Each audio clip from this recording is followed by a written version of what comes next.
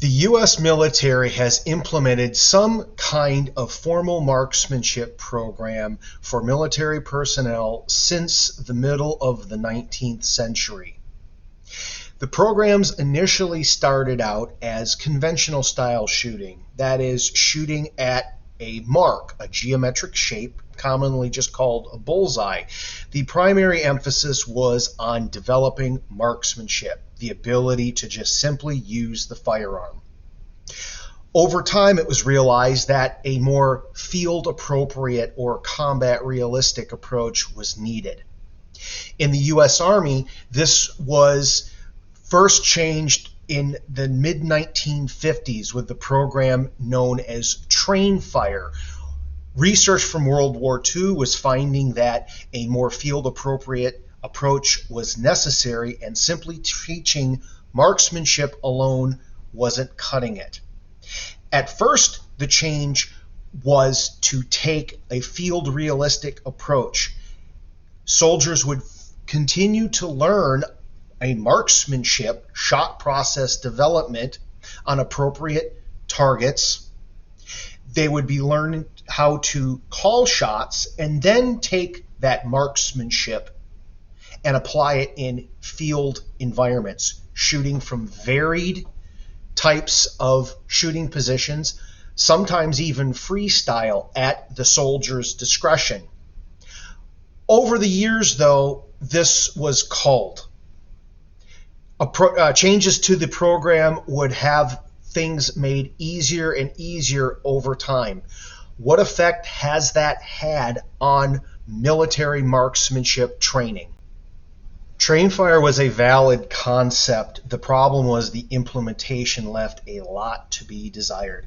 Lieutenant Colonel John Cooper was part of the team that originated the first version of it.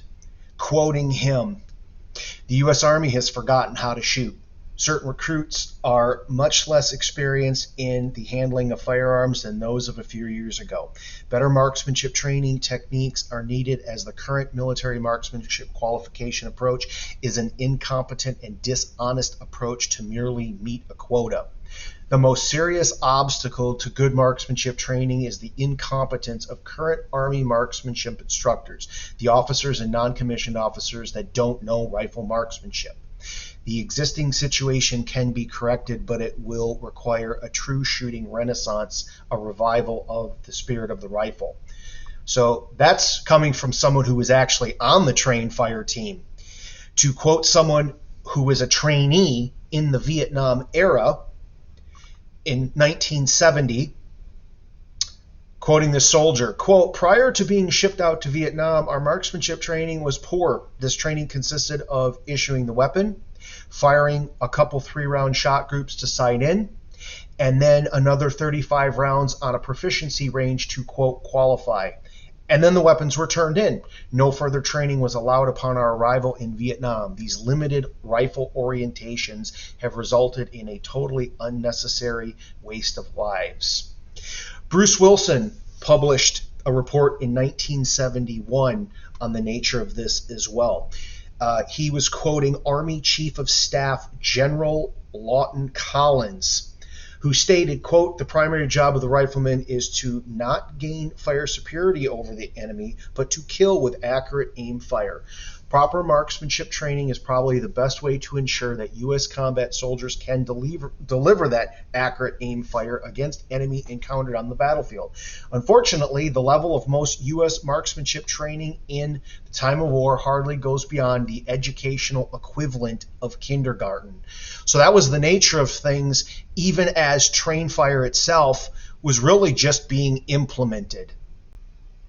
This continued to be the norm in a report published when the M16A2 first came out in Army Research Institute Research Note 86-19. Quote, "The Army is training masses of men and women on ranges which provide at best only hit-miss feedback with a limited number of untrained instructors. The U.S. Army may be the only major military force in the world without a formal marksmanship instructor training program. The typical soldier receives no assistance during live fire. He shoots at 300-meter targets, and at least 7 times out of 10, the bullet goes someplace else. He does not know where. There should be no surprise that little learning occurs. In another report, also by ARI, Research Report 1988, regarding pre-deployment training, leaders indicated that units either sought or designed special courses to ensure soldiers had the needed marksmanship skills. Some courses were provided by the unit, but typically they were specialized Army courses or private sector courses from outside the military. It appears that units perceived they did not have the necessary or desired internal trainer expertise. The other trainer comments came in response to meeting the training challenges associated with a marksmanship skills proficiency test and other requirements. The primary concerns were that NCOs were not sufficiently knowledgeable, not current with training techniques, and or not proficient with new equipment such as various sighting systems.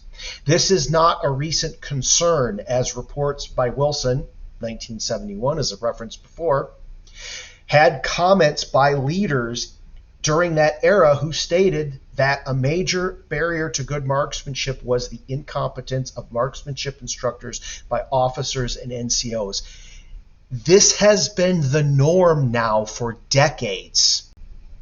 Even as the longest serving version of train fire approached the half-century mark, the Army at large was failing to implement it well.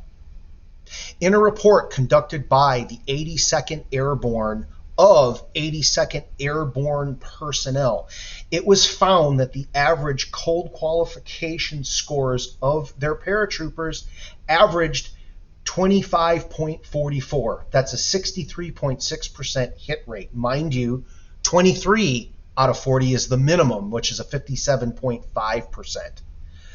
Tip of the spear, active duty paratroopers managed to get just barely 2.5 hits more than the minimum passing score that everyone in the Army is supposed to be able to get.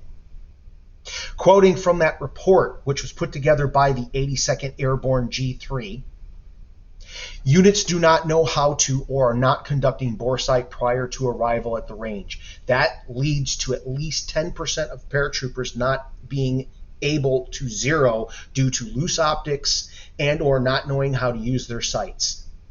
At least 20% of the paratroopers are not zeroing their weapon in 20 rounds, indicating that preliminary marksmanship instruction and dry fire drills were not conducted prior to the range. Paratroopers either do not have confidence in their ability to engage targets at distance or are simply not bothering to engage them because they want to, quote, save the extra rounds so that they can try and get at least a minimum passing score. Every published study by any given military entity, particularly within the U.S. Army, done within the last half century or so, indicates these problems continue to persist.